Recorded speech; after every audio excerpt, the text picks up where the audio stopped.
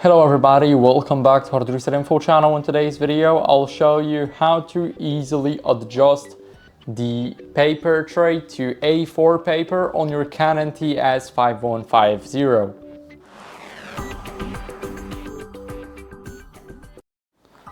So first, let's start off with the first paper tray. It's right here, so we need to push it. And here, after we push it, we can adjust it.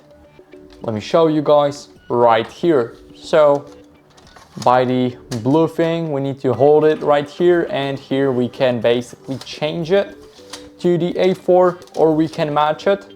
So now if we want to place it back, we won't be able to close it unless we press this button and we slide it in. So now all we gotta do is place back the cover, and after you place the cover back, you guys will be able to close the paper tray. So now moving on to the second one, give me a second guys. So the second one is right here. So what we need to do is we need to open it up, now pull it towards us, and now make it go backwards. So like that. After that, what you guys can do is go over here, open it up, and here adjust those things right here for the A4 paper. So let me show it to you guys. I'll grab the random A4 paper that I have. Basically here you guys will be able to adjust it to the paper size.